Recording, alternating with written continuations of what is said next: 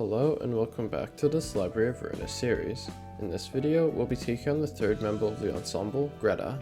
This fight has some gimmicks, but the first thing you'll notice is the extremely high rolls. Because of this, I'd recommend using your remaining A tier pages. In my case, I ran Nikolai, Mio, Yan, Purple Tier, and Eileen.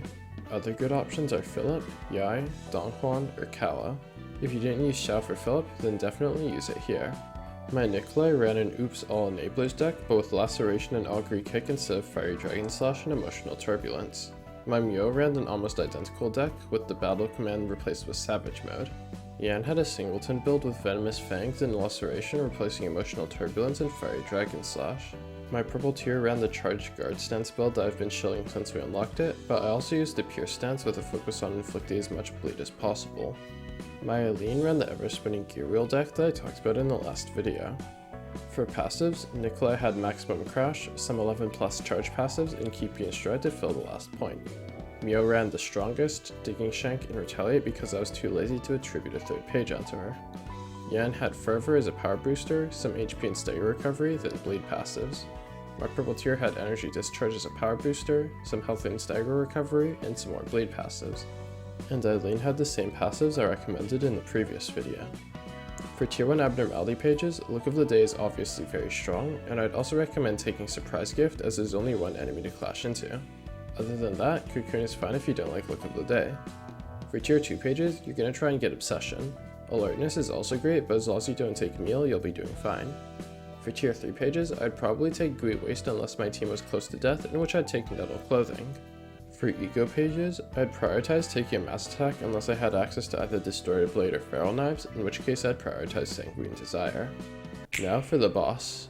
Greta has 1000 HP, 500 stagger, is endured to all damage, and has 6 passives. Novo Fabric, Shimmering, Rough and Ready, which keeps her health above 30% until switching phases, which will happen at 40% or lower. Regenerative Cells, which gives 20 resilience at the start of the act, and every 5 scenes purges all status ailments and gives 10 additional resilience. Resilience is a status effect that prevents X instances of status ailments from being applied. Whenever a status ailment would be applied, it is instead negated and a stack of resilience is removed. Sharkskin gets 3 protection each scene, but makes her take 3 additional damage from attacks when she has bleed. Finally, Unstoppable Viciousness prevents her from getting staggered, and instead, upon reaching 0 stagger resist, it'll immediately get refilled and give her 1 strength next scene at the cost of 100 HP. There are also 3 sacks of fresh meat who have 80 HP, 40 stagger, are normal to everything, and have no passives or pages. For Greta's pages, she'll start out with Settle and Steam, which has 3 6-10 block dice that inflict 2 bleed on Clash Win and make Greta lose 1 resilience on Clash Lose. This page is quite hard to beat without Myongist or power stacking, but you could ignore it for the most part. Break an Egg isn't so nice. It rolls 4-8, 8-17 blunt, 4-7 block. Additionally, the dice on the page gain 2 power if the target has bleed, the second blunt inflicts 3 binds and paralysis on hit, and the block inflicts 1 bleed next scene on Clash Win. This page is extremely hard to beat, but can be mitigated with a block on 2, in our case either Augury Kick or Beyond. Slap and Fold rolls 4-7, 4-7 block, with both of them inflicting 1 bleed next scene on Clash Win. Additionally, it has a 3-7 block counter die that gives 1 strength next scene on Clash Win. This page is pretty non-threatening, and most things will be able to beat it. Greta will be casting 2 Settle and Steam, 2 Break an Egg, and 1 Slap and Fold until you burn through all of her resilience, in which she'll switch her behavior. She'll mark one of the meat sacks with You'll Be My Main Ingredient, which makes her restore 8 HP on hit against that target, and all of her pages will be targeting that meat sack. She'll also use a new set of pages. Mince rolls 5-9, 5-8, 6-8 Pierce that all inflict 1 bleed next scene on hit. This page is fairly easy to beat with your Myongist character or Overcharge.